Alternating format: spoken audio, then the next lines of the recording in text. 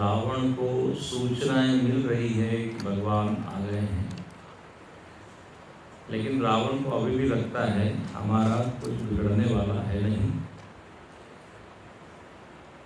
आप यदि शुरू से गिनती करें कि कितने लोगों ने रावण को समझाया तो एक पूरी लंबी सूची हो जाएगी। हनुमान जी ने समझाया, मंदोदरी ने समझाया, विभीषण ने समझाया, माल्यवान ने समझाया, प्रहस्त ने समझाया, फिर अब अंगद जी को भेजा जा रहा है। यही है, व्यक्ति यदि अपने हट पे अड़ जाए तो उसको फिर भगवान भी आ जाए तो भी समझा नहीं सकते। अब यहाँ पर भगवान वैसे तो हिंट दे रहे हैं अपने कोई स्टेप्स लेकर, जैसे मंदोदरी के कर्णफूल गिरा दिए। अब अंगद को यहाँ पर कहा, ये जाम्बवान जी का सजेशन है। एक्चुअली पूछते हैं भगवान जाम्बवंत, मराठी में जाम्बवान कहते हैं, हिंदी में जाम्बवंत कहते हैं। 16वें दोहे के बाद आप देखिए, इहा प्रात जागे रघुराई, पूछा मत सब सचिव बुलाई। भगवान देखिए अपने मंत्रियों से, अपने सहयोगियों से पूछते हैं अब क्या करें, स्ट्रेटेजी क्या होनी चाहिए। ये फर्क है। रावण जो है वो कहता है मैं जो कहूँ वैसे, दूसरे लोग सलाह देते हैं तो मानता नहीं। लेकिन आपने कल देखा ना, सचिव वेद गुरुती निजो, प्रिय बोलई भय आस, राज धर्म तनती निकर होई मेरी।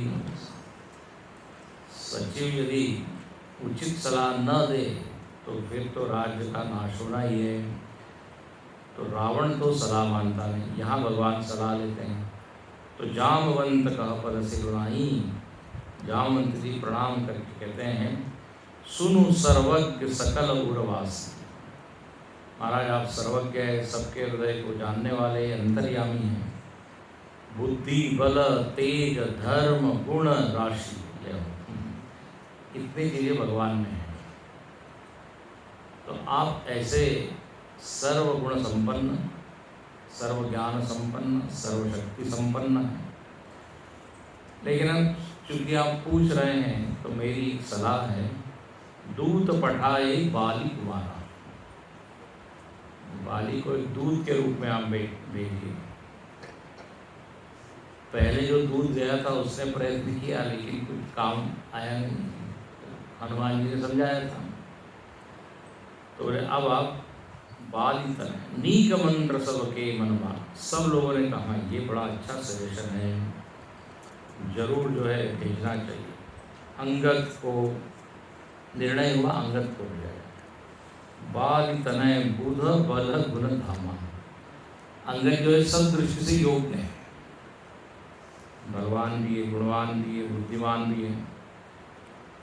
देखो अंगद जी को राम जी के हाथों सौंप दिया था ना इसने, बाली ने। तो अंगद जी के ऊपर भगवान की कृपा है। तो अंगद को कहते हैं जाओ तुम और एक काम करो हमारा। बोले मैं जानता हूँ तुम परम चतुर हो, और ये पंक्ति अंडरलाइन करने की, क्या काम बताया। बोले काज हमार तास हित हुई, रिपुसन करे बत कही सोई। बोले हमारा भी काम हो जाए और उसका भी हित हो, इस तरह से तुम बात करना। देखो भगवान में जो है रावण के प्रति कोई द्वेष नहीं है, तो सब नाश हो जाए। बोले हम भी उसका ही हित चाहते हैं, शत्रु का भी हित चाहते हैं, इतना बड़ा दिल है भगवान। तो बोले दोनों का काम हो जाए, हमारा भी और उसका भी। तो ऐसा तुम कुछ इस तरह से उससे संवाद करो, चर्चा करो। ये राम जी की विदेश नीति, फॉरेन पॉलिसी, इसमें दोनों तरफ क्या है, गेन ही है। लाभ लिया। अब कहते हैं देखो ये इसलिए यहाँ शत्रु धर्म है, लंका कांड में शत्रु धर्म भगवान ने, किष्किंधा कांड में मित्र धर्म, यहाँ शत्रु धर्म, शत्रु को कैसा होना चाहिए। जब ये बात सुनी है अंगद ने,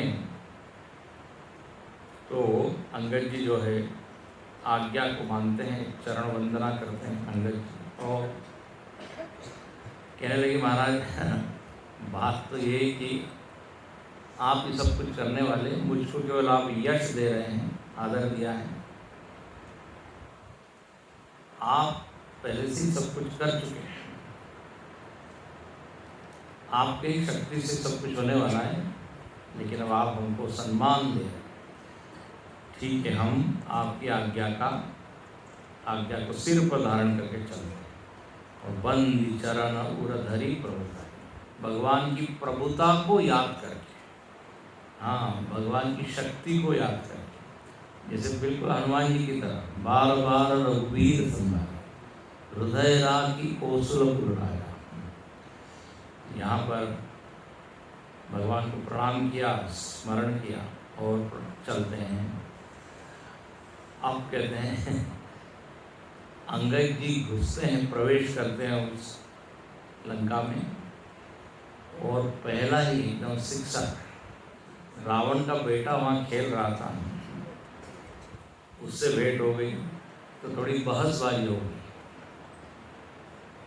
बातें थोड़ी सी, और अंगद जी ने उसको एक लात मारी और पटक दिया, भूमि मार दिया।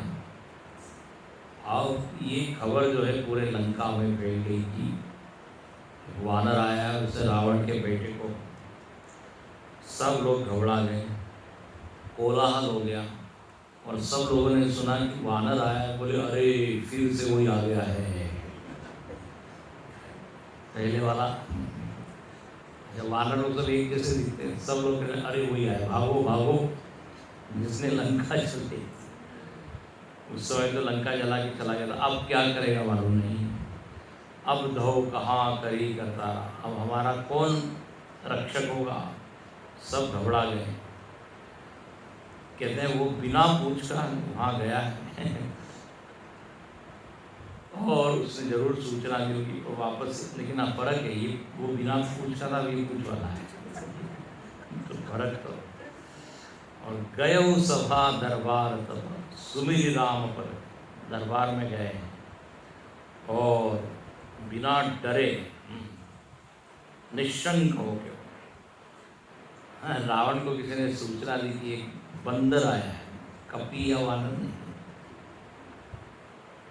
हंसता है रावण के पास, अच्छा अच्छा भेजो जरा उसको। और जो है देखा कोई डरा नहीं, अंगद जी बिल्कुल निडर होके प्रवेश करते हैं। रावण कैसा दिखता है, तो यहाँ पे रावण का रूप बताया, भुजा विटप, उसकी भुजाएं पेड़ की, सिर श्रृंग समाना, सिर जो है वो पर्वत के समान, रोमावली लता जनुनाना, रोमावली लता मतलब बहुत बड़ा उसका विशाल रूप, गिरिकंदरा को अनुमाना, उसके मुख नाक इतने लग रहे, छोटी छोटी गुफाएं हैं, कितना बड़ा हो। रावण कहता है यदि आप विराट रूप ले सकते तो मैं भी कोई कम नहीं, राम जी का जो विराट रूप हमने। और कहते हैं गयो सभा, जब वो सभा में गया है, आश्चर्य हुआ, अंगद जी को देख के सब लोग खड़े हो गए, क्योंकि इतने डरे हुए थे, ये वही तो नहीं। रावण ने देखा, इतना गुस्सा हुआ, बोले इनको आप आदर दे रहे हो, अब मैं हूँ यहाँ का राजा, ये कौन होता है, इसके लिए आप खड़े हो रहे हैं। जथा मत्त गज जूतम पंचानन चले जाए, जैसे हाथियों के झुंड में शेर निशंक होकर चलता है या खड़ा होता है, ऐसे अंगद जी खड़े हैं। तो रावण के सारे लोग कैसे हाथी के, कह दसकंठ कवनते बंदर, बोले कौन हो तुम। तुम्हारा हनुमान जी से कैसे बात की, कहलंके कवनते की सा, हनुमान जी से बात। ऐसे यहाँ पर बानर, तुम कौन हो? तो ये अंगद जी कहते हैं, मैं रघुवीर दूत 10 कंधर। बड़ी, तुम हमको बंदर कह रहे हो, तो है 10 कंधर। दशानन वगैरह नहीं कहा, ने विश्वामित्र ऐसा ही नाम दिया। बोले तुम जानते हो बाली को? हाँ। बोले मेरे वो पिताजी और उनसे तुम्हारी मित्रता थी, इसलिए मेरे पिताजी के तुम मित्र हो, इसलिए तुम्हारी भलाई के लिए मैं आया हूँ, अच्छी सलाह देने की। बोले देखो तुम जो हो पुलस्त ऋषि के पौत्र हो, हाँ, और तुमने काफी पूजा इत्यादि की है, शिव जी इत्यादि की, और तुमने अनेक राजाओं को भी जीता है, तो ये सब करने के कारण तुम्हारे मन में काफी अभिमान है। अच्छा, अब एक बात क्या समझनी चाहिए कि रावण का जो पिता का साइड है वो तो अच्छा है, ऋषि को है, लेकिन माता राक्षसी है, कैकसी उसकी माता है। तो इसलिए रावण में क्या है, दोनों गुण हैं। ब्राह्मण के गुण है, इसलिए पूजा पाठ भक्ति करता है, वेद पढ़ता है, लेकिन राक्षसी का पुत्र होने के कारण वो सारी तामसिक गुण उसमें, तो सब विचित्र कॉम्बिनेशन है। एक तरफ वेद इत्यादि जान रहा है, लेकिन कर्म से वो सारा आसुर है, अभिमान इत्यादि या आसुरी वृत्ति। बोले तुमने बड़ा अभिमान है, सीता जी का हरण करके, जगदम्बा का हरण करके तुम आए हो, और ऐसा करो, तुमने बहुत बड़ा अपराध किया है। तुम जो हो राम जी के पास जाओ और कहो मुझको आप क्षमा कर दें, और यदि तुम पूछ रहे हो कि मैं कैसे जाऊं राम जी के पास, तो वो भी मैं बताता हूँ। यहाँ अंगद गहन कर, दांत में तिनका डालो, गले में कुल्हाड़ी डालो, और कुटुंबी सहित अपने स्त्रियों के साथ लेकर भगवान के सामने जाकर प्रणिपात करो, कहो हे शरणागत भगवान, मुझको क्षमा कीजिए, मैंने बहुत गलती की है। तो मतलब शरण में कैसे जाना, ये विधि में मैं तुमको बता देता हूँ, यदि तुमको मालूम नहीं हो।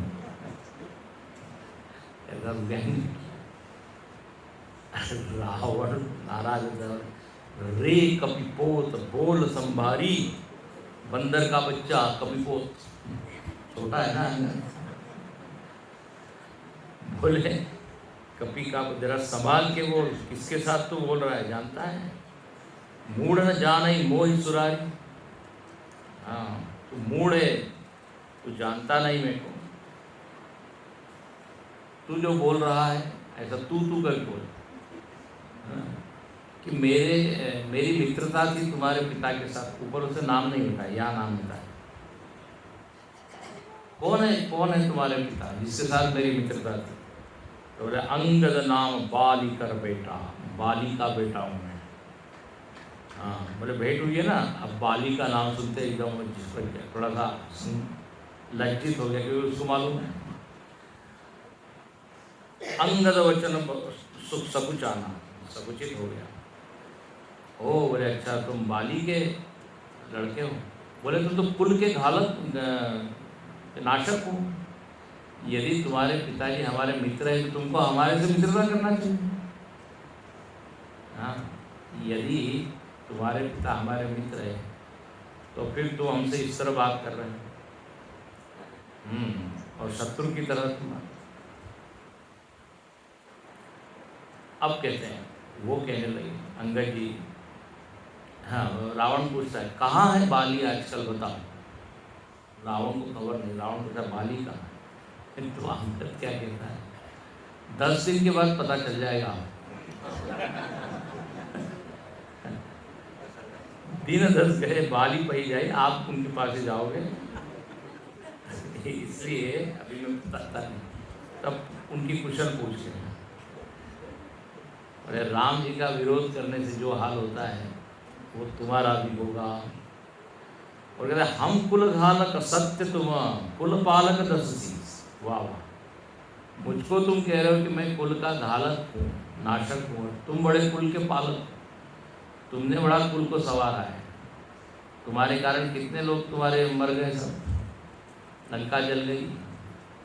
आपने सुना है ना, रावण के घर दिया न बाती, 1 लाख पूत 1.25 लाख नाती। रावण का ऐसा विचित्र व्यवहार कि उसके घर में कोई बचा नहीं, 1 लाख पुत्र और 1.25 लाख नाती, लेकिन घर में दिया बत्ती करने के लिए कोई नहीं बचा। तो बोले तुम हमको कह रहे हो कि हम नाटक है, अपना जरा देखो। और कहते हैं कि जब ऐसी वाणी सुनी कठोर वाणी कभी केरी, जब जो है कठोर वाणी सुनी तो अंगद भी बोलता है, खल तव कठिन, तुम्हारे में कठोर वचन इसलिए सुन रहा हूँ कि मैं धर्म को जानता हूँ, नीति को जानता हूँ, है ना। दूध को मारना नहीं चाहिए, मुझको मालूम है, नहीं तो मैं कब का मार देता। अंगद कहने लगा, वाह आप धर्म को जानते हो, वाह ये तो नई खबर है। कह कपि धर्मशीलता तोरे, हमऊ सुनी कृत परत्रिय तोरी, तुम्हारा धर्म तो बहुत बढ़िया है, परस्त्री का हरण करना ये तुम्हारा धर्म है, धर्म यही सिखाता है। तुम्हारे धर्म की बात हमने सब देखी। और इस तरह अंगद जी जो है ना, वो व्यंग बाण करने लगे। जली जल पर रावण कहने लगा कि अरे जड़ जंतु, क्या क्या संबोधन, जली जल पसी जड़ जंतु कपि सट बिलो की मम बाहु 22। जल्पना मतलब बक बक करना, खूब बातें कर रहे हो बोले तो होता है ना। वाद, वितंडा और जल्प, ऐसे 3 तरह से बोली जाती बातें। वाद मतलब आराम से अच्छे से आप बोल रहे हो, इसलिए गीता में भगवान कहते हैं वाद प्रवदताम अहम, सारे बोलने के तरीकों में मैं वाद हूँ। जब एक बोलता है दूसरा सुनता है शांति से, वाद। संवाद उसी को कहते हैं, और अच्छे से सम्यक वाद। और एक होता है वितंडावाद। वितंडावाद मतलब जो भी सामने वाला बोल रहा है उसका विरोध करता है, वितंडावाद। उससे पूछा जाए आपका क्या मत है, तो बोले मेरा एक ही मत है कि जो तुम कह रहे हो वो गलत है, मेरा कोई कुछ मत नहीं है, तो वितंडावाद। और कहता है जल्प। जल्प मतलब अपनी बात कहते रहना, दूसरे का सुनना ही नहीं। तो यहाँ पर कहते हैं जल्प, बक बक कर रहे हो, व्यर्थ तुम जो है बातें कर रहे हो। जरा मेरी भुजाओं की ओर तुमने देखा नहीं, देखो तुम, मैंने ये भुजाओं के द्वारा देवताओं को जीता है, लोकपालों को जीता है। ये भुजाएं ऐसी है जैसे राहु ने जैसे चंद्र को ग्रस किया था, तो वो अपनी ही बड़ाई कर रहा है, मैं ऐसा बलवान हूँ। और चंद्रमा को जैसे ग्रस किया राहु ने, ऐसी मेरी भुजाएं। और कहता है तुम्हारे कटक मार सुनो अंदर। ये 22वें दोहे के बाद इस तरह पढ़ते हैं। वो कहता है मेरी बात तुम्हें सुनाई, मैं कैसा हूँ, तुम्हारी सेना कैसी है। तुम्हारे कटक मार सुनो अंग, मौसम विरहित वन जोधार, तव प्रभु नारी विरह बलहीन, अनुज का सुख दुखी महीना, तुम सुग्रीव तुम लोग, अनुज हमारा वीर गति सो, जामवंत मंत्री अति बूढ़ा, शिल्पी कर्म जानहि न जनिया, हे कवि एक महारसिया, आवा प्रथम नगर देहिदारा, सुनत वचन कनकारि कुमारा, करुणि सिंचरना, साचे उंगली सकीन पुरना, रावण नगर अल्प कपि कहि, सुनिय सब वचन सत्य को कहि।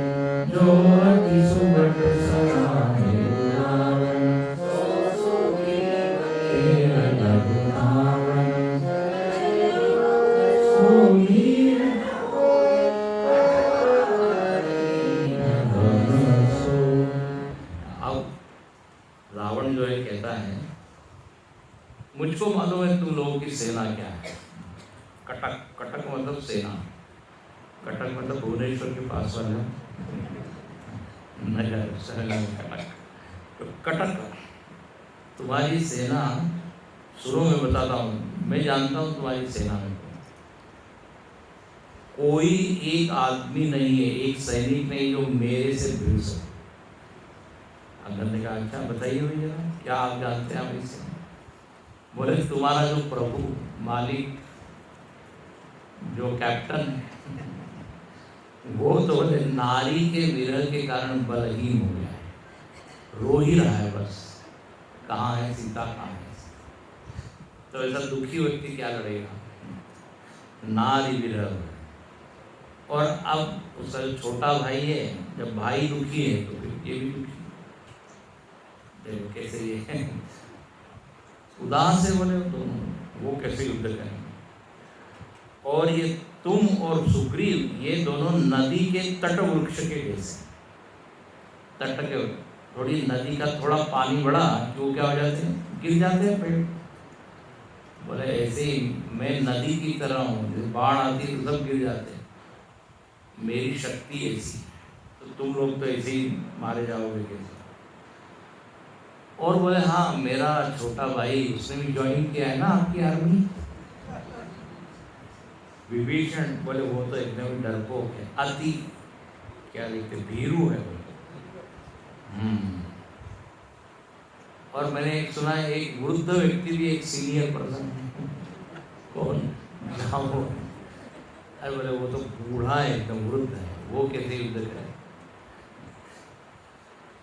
सो की हुई अब समरा, सबका एक नाम लेता है।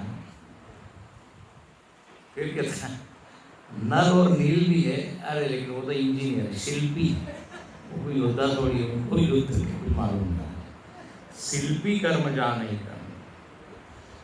हाँ लेकिन बोले एक जरूर है, वो जो आया था मैं मानता हूँ वो है कभी एक महाबल, आके उसने नगर जला दिया था। तो बाली कुमार अंगद, अच्छा है मानते हो उसको, वास्तव में नगर जलाया, साचे हूँ। अरे छोटा सा हो तो हमारा एक छोटा सा वाला है, उसने ये काम किया है, अभी तुम जानते नहीं हो, उनके जैसे बहुत है। अब देखिए यही है रावण, बार बार हम कह रहे हैं अज्ञान जो होता है तो सत्य पूरी तरह ढक जाता है। अविचार, हाँ अविचार सबसे बड़ा घातक है। गुरुजी ने एक पुस्तक लिखी है, उसका नाम है राइट थिंकिंग। सारी समस्या थिंकिंग है। यदि आप जीवन में सफल होना चाहते हैं तो सही समय पर सही विचार, यही उसका एक उपाय है। प्रज्ञा अपराध ईश, एक ऐसा वाक्य है। सारा अपराध किसका है, प्रज्ञा का है। हाथ पैर गलत जगह जा रहे हैं तो उसका मूल कहाँ है, बुद्धि में। व्यक्ति जब पी लेता है तो फिर कुछ भी बोल रहा है, कहीं भी कुछ भी कर रहा है। तो इंद्रियां तो क्या है, बुद्धि की सब सेविका है ना, उनका अपना तो कुछ नहीं।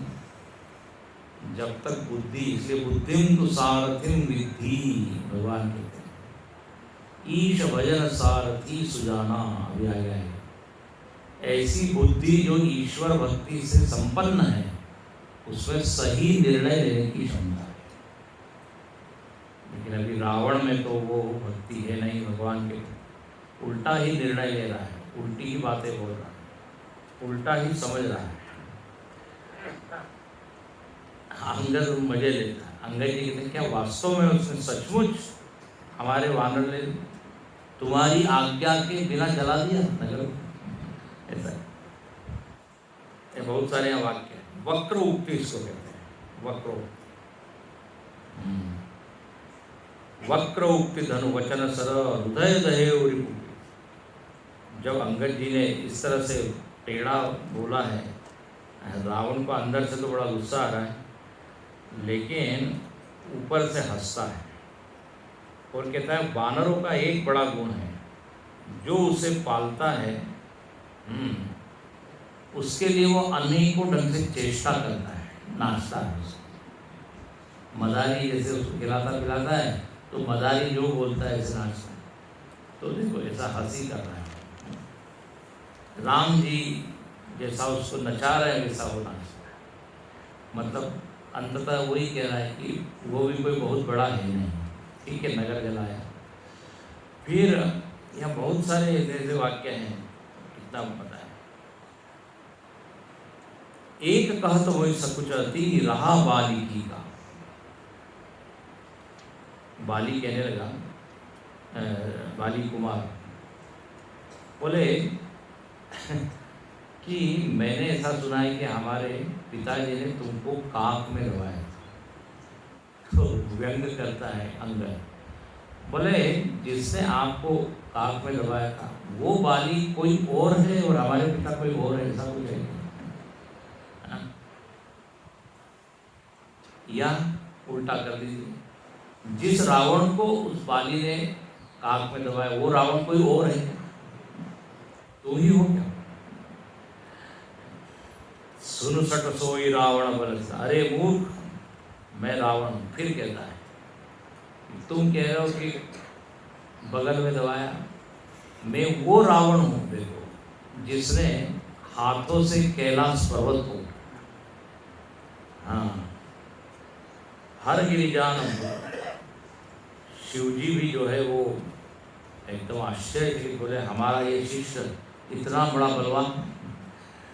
एक दिन ऐसा हुआ, रावण ने अपनी भुजाओं का बल दिखाने के लिए कैलाश पर्वत को उठा। शिवजी बैठे थे, पार्वती जी भी बैठी, उनका आसन डगमगाने लगा। पार्वती जी कहने लगी कि भूकंप वगैरह आया कि क्या हुआ, भूकंप आया है क्या?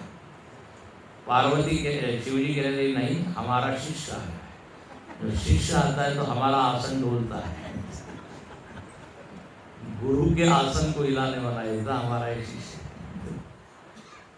शिव भगत रावण तो जो है कहता है मैंने अपने हाथों से कैलाश को हिलाया है, उठाया है, तुम जानते नहीं। और मैंने जो है अब कितनी बार जो है सिर को क्या किया है, अर्पित किया है। सारे दिग्गज लोग मेरी शक्ति को जानते हैं। जास चलत डोलन ही निधन, खुद की तारीफ की ओर, जिसके चलने से पृथ्वी चलती है हिलती है वो मैं हूं। ओ, तू मुझको छोटा कह रहा है? जब ये वचन सुने तो अंगद थोड़े से गुस्सा हो गए। हाँ, बोल संभारी अधमा अभिमानी। अरे अभिमानी, जरा सोच समझ के तुम बोलो। मैं जानता हूँ तुम्हारी भुजाओं में क्या बल है। फिर सहस्र भाव ने कैसे तुमको पकड़ लिया? हाँ, तुम्हारे ये 25 के बाद अंगद जो है बार बार उसके जो वीकनेस है उसको संकित कर, और रावण जो है अपनी बड़ाई, ऐसा कहते हैं अपनी बड़ाई अपने मुख से करें तो अपनी शक्ति क्षीण होती जाती है। और अंगद जी कहते हैं तुम जो है ना ठीक से नहीं समझ पा रहे। अब यहाँ ऐसे बहुत सारे प्रश्न किए और प्रश्न के द्वारा उसका उत्तर भी। क्या रामचंद्र जी मनुष्य है? तुम बार बार कह रहे हो मनुष्य है राम। क्या रामचंद्र जी मनुष्य है? क्या गंगा जी नदी है? क्या कामधेनु एक पशु है? कल्पवृक्ष क्या पेड़ है? मतलब इसका सबका उत्तर क्या है? नहीं नहीं नहीं। मैंने कई बार होता है ना, तुमको कितनी बार बताया है, इसका अर्थ क्या होता है? बहुत बार। माता पिता बच्चे को कितनी बार तुमको समझाया है? बेटे ने कहा 12 बार। अब उसका उत्तर कुछ देना नहीं होता, समझना पड़ता है। तो यहाँ पर भी क्या कल्पवृक्ष है पेड़? कल्पवृक्ष नहीं है वो। ऐसा बहुत सारे प्रश्न किए। गरुड़ जी क्या पक्षी है? शेष जी क्या सर्प है? तुम सबको उल्टा उल्टा छोटा छोटा समझ रहे हो। ऐसा करो तुम, सुनो रावण परिहरी चतुराई, अपनी चतुराई छोड़ो 26 के बाद, और रघुनाथ जी का भजन करो। जब ऐसा कि रावण को बस यही बात अच्छी नहीं लगती, जो भी कहना है भजन करो भक्ति करो। बोले तुम्हारा जो ये सिर है ना, एक कंदूक की तरह है, गेंद की तरह। उनको इतना गुस्सा आ रहा है कि तो काट के जो है उससे हमारे लड़के लोग जो है क्या फुटबॉल खेलेंगे, लेकिन तुम दूध हो ना, इससे मैं कुछ नहीं करता। और अंगद जी को रावण कहता है। तुमको मालूम नहीं हमारे पास कौन कौन है? कुंभकर्ण का नाम सुना है? कुंभकर्ण वो हमारे साइड है। कुंभकर्ण स बंधु मम सुत प्रसिद्ध सकरारी, मोर पराक्रम नहीं सुने जिते चराचर जाए।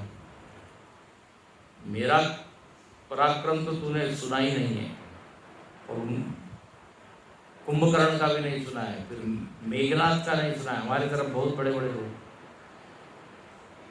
वो कहने लगे, रावण कहने लगा सट शाखा मुँह, बार बार जो है कपियों को, वानरों को क्या कहता है? शाखा मुँह। बोले बस उन लोगों ने थोड़ा एक ही काम किया है कि समुद्र बांध दिया है, तो समुद्र बांधना कोई बड़ी बात नहीं है। और मम भुज सागर बल जल पूरा, मेरा एक भुजा रूपी समुद्र बल रूपी जल से पूर्ण है। बहुत जो है वो कहने लगा। और बोले दिक्पाल इत्यादि जो है ना, वो सब तो हमारे यहाँ पानी बनते हैं। हाँ, इंद्रचंद्र इत्यादि। इसलिए ज़्यादा तुम बोलो मत, और रावण के समान कोई शूरवीर है नहीं। मैंने क्या क्या किया है बार बार बताता। अच्छा, रावण ने कितनी बार ये बोला क्या? मैंने सिर दिए हैं, सिर दिए। तो यहाँ अंगद जो है सीधे सीधे बोलता है 28 के बाद 8वीं चौपाई। सिर अरुसैल कथा चित रही ताते बार 20 दे। बोले सिर काटना और कैलाश उठाने की बात तूने 20 बार अब तक बता दी। बार बार एक ही बात। अब उसको छोड़। अब बोले सिर जो काटना है ना, ये कोई बहुत बड़ी बात नहीं है, एक जादूगर भी कर लेता है। इंद्रजाल ना वो करते ना, वो आपने देखा होगा, वो काट देते हैं वो एक बॉक्स में जो है, और जिसका वो काटा है पेट जैसे, वो उधर से एकदम निकल जाता है। तो बोले ये जादू है, इंद्रजाली कहो का ही न मीरा। तुम जिसको बहुत बड़ा बड़ा मान रहे हो वो कोई खास बात। और कहते हैं तुम जो हो, अंगद कहता है मैं यहाँ संधि करने नहीं आया हूँ, तुमको सिखाने आया हूँ। सीधी सीधी बात, अभी भी तुम जो है टाइम है, समझ लो, नहीं तो मैं सीता जी को जबरदस्ती उठा ले जाऊँ। ऐसा धमकी दी। अंगद जी कहते हैं कि मुझको राम जी ने आदेश नहीं दिया है, नहीं तो मैं ये कर लेगा। तो ये पटकी, तुमको पटक कर सेना का संहार करके मैं गांव को चौपट करके सीता जी को वापस ले जाता है। ऐसी जबरदस्त बात ही की। अच्छा, वो क्या कहता है अंग्रेज जी, क्या कहते हैं? यदि मैं ऐसा कर भी दूँ ना, तो इसमें कोई बड़ी बात नहीं होगी, क्योंकि मुयऊ वधे नहीं बधु कछु अनुसार। मरे हुए को मारने में कोई ज़्यादा बड़ा ही नहीं, मतलब तुम सब लोग मरे हुए, ऐसा सीधा बोल देता है। मरे हुए को मारने में, यदि मैं तुमको मार भी दूँ तो ये कोई खास बात नहीं होगी, क्योंकि 14 लोगों को कहा हुआ है कि वो जीते ही मरे हुए हैं, उनमें से तुम एक हो। अरे भाई ये कौन है? तो देखो यहाँ 30 के बाद 3री चौपाई। सदा रोगवश संतत क्रोधी विष्णु विमुख श्रुति संत विरोधी तनु पोषक, तो शरीर का ही पोषक, निंदा करने वाला है, अग खानी जो पापी है। बोले जीवत सब सम 14 प्राणी। ये जो 14 प्राणी है ना, जीते ही क्या हुए? मरे हुए। तो तुमको मार के मुझको कोई बहुत बड़ा मैं उपलब्धि मैंने हासिल की, ऐसा नहीं। अब बताइए इतनी बातें जब वो रावण को कह रहा, कितना गुस्सा सो आ रहा। आज तक किसने उसके सामने मुंह खोलने की हिम्मत नहीं। अब वो कहता है रे कभी अधम मरण अवचर से, अब तो तुम जो हो बिल्कुल मरना ही चाहते हो। छोटे मुंह बड़ी बात, छोटे बदन बात है, तुम्हारी बातें जो है बड़ी कड़वी है, कठोर है। और यहाँ पे अब जो है वो राम जी की निंदा करने लगा जरा। बोले जिसके बल पे तुम ये सब बोल रहे हो ना, वो कुछ उसमें गुण नहीं है, गुणहीन, मानहीन। और यहाँ क्या कहता है वो? बोले पिताजी ने इसलिए वन में भेज दिया क्योंकि उसका गुण है नहीं, बोले जाओ वन में। देखो रावण कैसे तर्क करता है। 31 अगुण अमान जानते ही दीन पिता वनवास। राम जी में कोई गुण नहीं इसलिए जंगल में। जैसे उस दिन में बोल रहा था, हम लोगों से कई लोग मिलते हैं और कहते हैं हमारा लड़का कुछ पढ़ाई वढ़ाई नहीं करता है, स्वामी जी ले जाओ आश्रम में। मतलब जो बिल्कुल बेकार है, इज गुड फॉर आश्रम।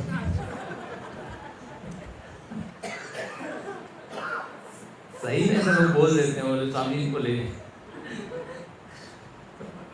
यहाँ पर रावण राम जी को सही बोला है, कुछ गुण नहीं है इसलिए दशरथ जी ने कहा ये तो राजपाट संभाल नहीं पाएंगे, भेज दिया जंगल। और सो दुख अरु जुबती वीर पुण्य निशिदिन ममता। और जो तुम्हारा स्वामी है मेरे भय के कारण दिन रात रो रहा है, पत्नी का विरह हो गया है, जिनके कारण तुमको बड़ा गर्व हो रहा है, जिसके बल पे ऐसे लोगों को तो हम ऐसे ही खा लेते हैं। अब तक जो है अंगद जी सहन कर रहे थे, लेकिन अंगद जी ने देखा ये बहुत ज़्यादा राम जी का अपमान कर रहा है, तो एकदम गुस्सा हुआ। और यह 31 के बाद देखिए क्या कहता है।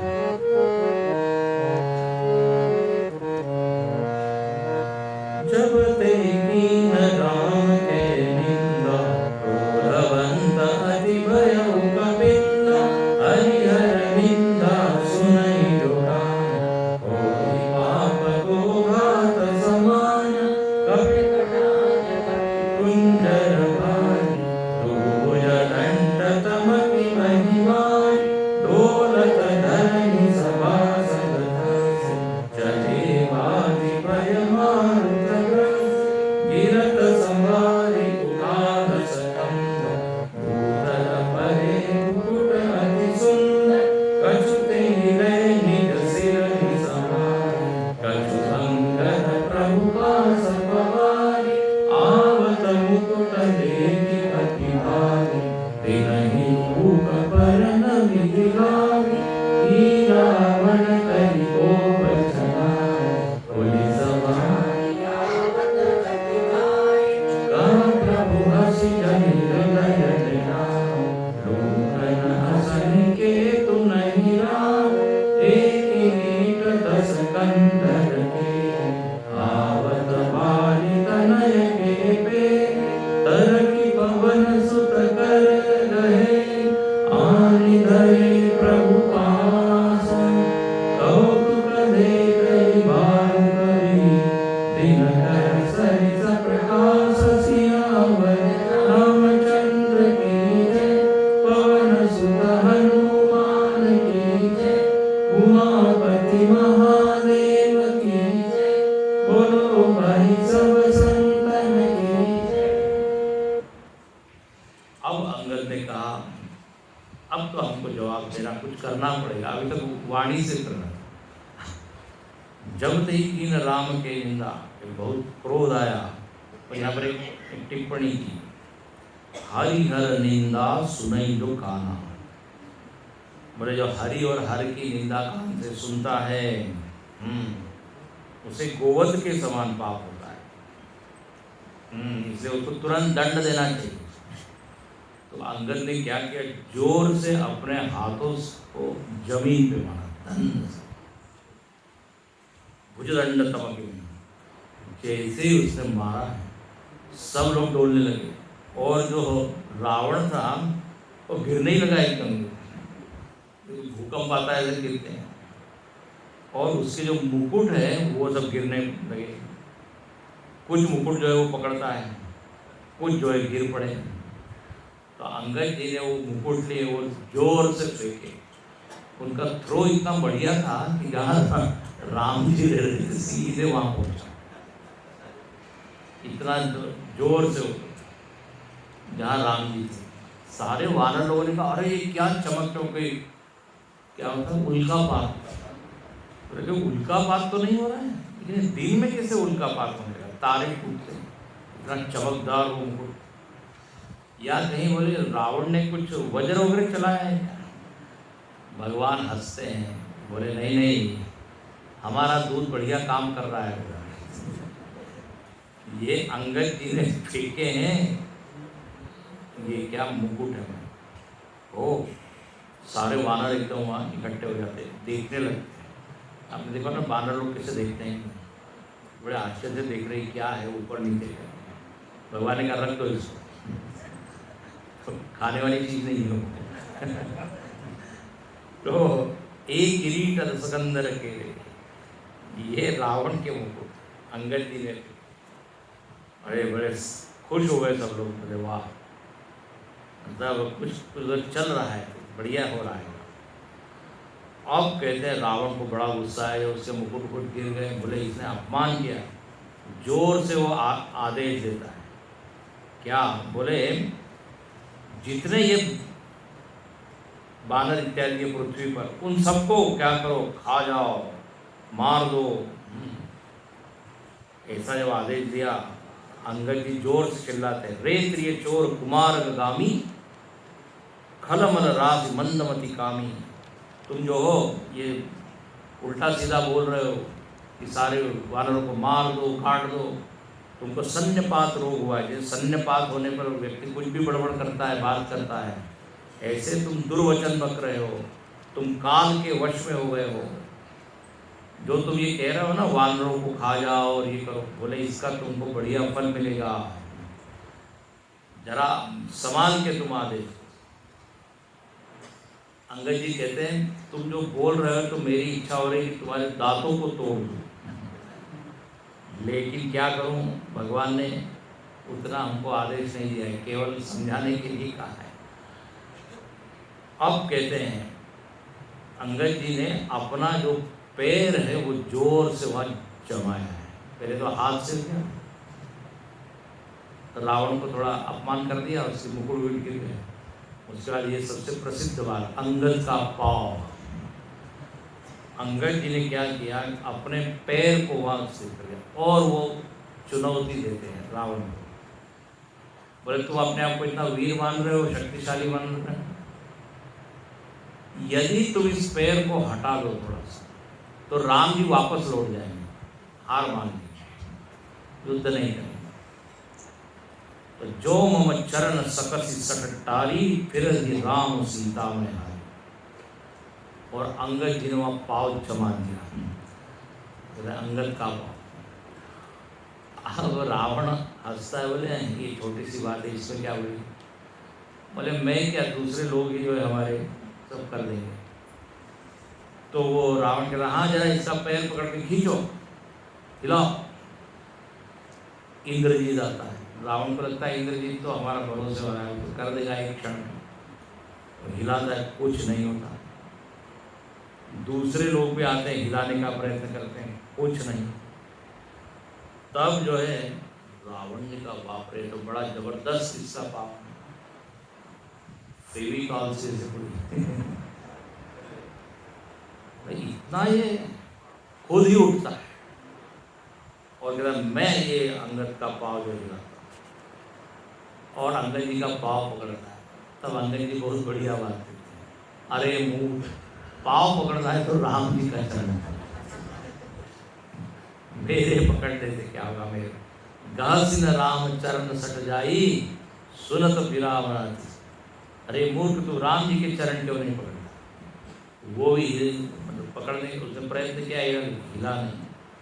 अब उसको बहुत ही क्या हो रहा है, अपमान का अनुभव हो रहा है। अंगद जी खूब समझाते हैं उसको, बोले अभी भी समय है। बस अंगद जी रावण को ये बता देते हैं कि मैं तो उनका दूत हूँ, यदि मेरे पाँव तुम नहीं हिला सकते तो फिर, और राम जी के चरण पकड़ने की जरूरत है, उसी में तुम्हारा हित है, ये मैं दिखाना चाहता हूँ। रावण नीचा सिर करके बैठा है, अंगद जो है वहाँ से निकल पड़ते हैं और अंगद जी सीधे जाते हैं और भगवान के चरण पकड़ते हैं। ये सब पूरा वर्णन है आगे। और भगवान जो है वहाँ बैठे हुए हैं। ये 37 के बाद आप देखिए, यहाँ राम अंगद ही बुलावा, आई चरण पंकज सिरुनावा। भगवान ने देखा अंगद जी वापस आ गए, बोले अब आप आराम कीजिए। आराम किया। फिर दूसरे दिन सुबह राम जी अंगद से पूछते हैं, बड़ी सुंदर बात, अति आदर समीप बैठाया और पूछा कि तुमने वो जो मुकुट भेजे थे ना, देखो ऐसा था वो 10 मुकुट थे ना, 10 में से 4 मुकुट जो है वो फेंके थे। वो अब यहाँ भगवान पूछते बोले 10 में से 4 मुकुट तुमने क्यों भेजे, क्यों फेंके थे? अंगद बहुत बढ़िया उत्तर देते हैं। कहते हैं ये 38 के ऊपर की चौपाइयाँ हैं दूसरी। बोले ये 4 मुकुट जो है ना 4 चीजों के प्रतीक है। साम दाम दंड भेद। जो नीति जानता है वो ये 4 तरह से काम करता है, या तो साम शांति से, या दाम, या दंड, या भेद। ये धर्म की 4 नीतियां बताई गई।